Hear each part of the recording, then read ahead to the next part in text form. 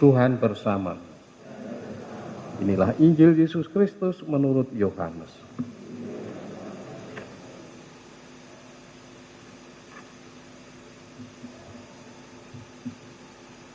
Dalam percakapannya dengan Nikodemus, Yesus berkata, "Tidak ada seorang pun yang telah naik ke surga, selain Dia yang telah turun dari surga, yaitu Anak Manusia. Dan sama seperti Musa meninggikan ular di padang gurun, demikian juga Anak Manusia harus ditinggikan, supaya setiap orang yang percaya kepadanya beroleh hidup yang kekal. Karena begitu besar kasih Allah akan dunia ini, sehingga Ia telah mengaruniakan anaknya yang tunggal, supaya setiap orang yang percaya kepadanya tidak binasa, melainkan beroleh hidup yang kekal. Sebab Allah mengutus anaknya ke dalam dunia, bukan untuk menghakimi dunia, melainkan untuk menyelamatkannya." Demikianlah Injil Tuhan.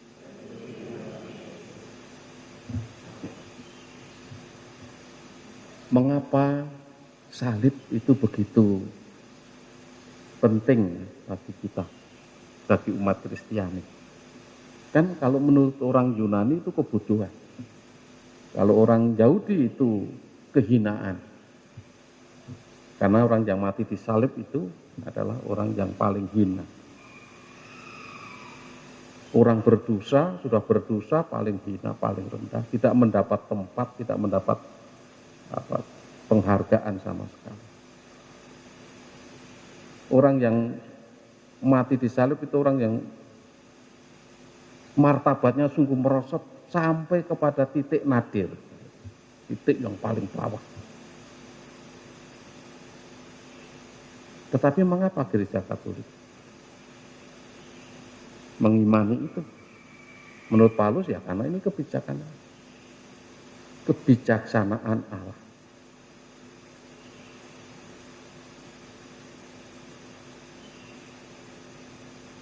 Kebijaksanaan yang mau mewahyukan betapa besar cinta kasih Allah kepada umat manusia.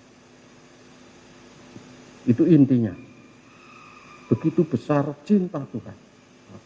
Kadang-kadang manusia minta bukti, buktinya mana? Itulah. Pandanglah salib, siapa yang tergantung di salib itu. Apa yang telah dilakukan oleh sang tersalib itu. Untuk siapa yang melakukan itu. Maka salib bagi kita itu menjadi semacam titik temu.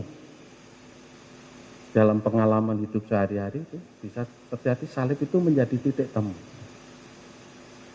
Titik temu antara siapa? Antara manusia berdosa yang memandang salib itu, kemudian Allah yang sungguh mengasihi manusia bertemu di situ. Terjadi perdamaian.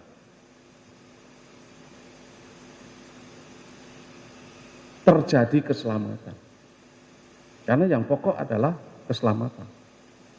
Misteri kehendak Allah yang paling pokok adalah manusia itu selamat.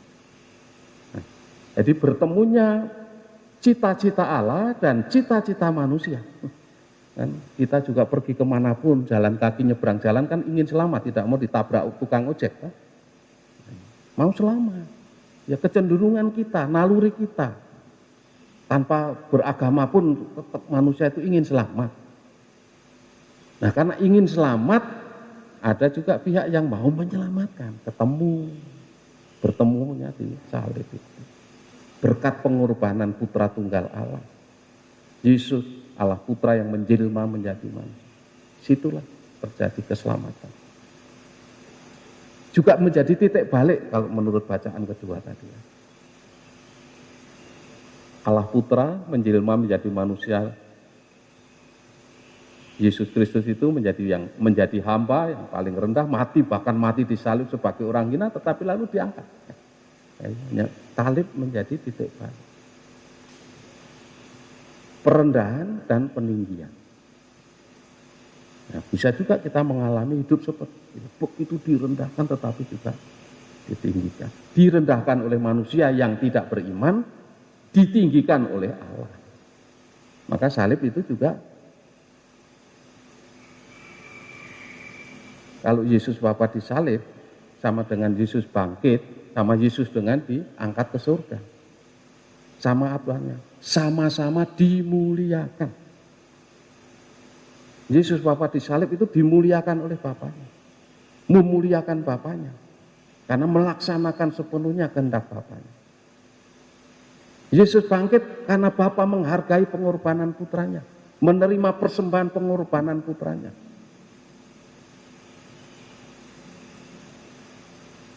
Bukti bahwa Bapa menerima persembahan pengorbanan putranya itu. Sang tersalib. Maka Yesus bangkit. Yesus dibangkitkan oleh Bapa. Yesus naik ke surga untuk duduk sebelah kanan Allah. Dimuliakan juga. Nah ini yang kadang-kadang kurang kita pahami. Seolah-olah Yesus yang dimuliakan itu Yesus yang bangkit, Yesus yang naik ke surga. Padahal ketika disalib pun Yesus dimuliakan. Maka banyak orang takut dengan salib. Banyak orang menghindari salib. Berdoa mohon dijauhkan dari salib. Keliru malah sebaliknya. Justru salib itu, di balik salib ada rahmat.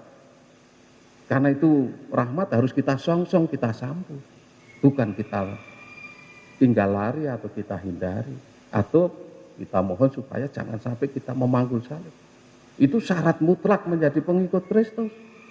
Barang siapa mau menjadi muridku harus menyangkal dirinya, memanggul salibnya. Jadi identitas salib itu. Bagi kita umat Kristiani itu identitas, bagian dari jati diri kita. Jadi tidak bisa kita sangkal, tidak bisa kita tolak. Nah karena lewat salib itulah Yesus juga bangkit, mati di salib, maka salib juga kadang-kadang disebut sebagai jembatan.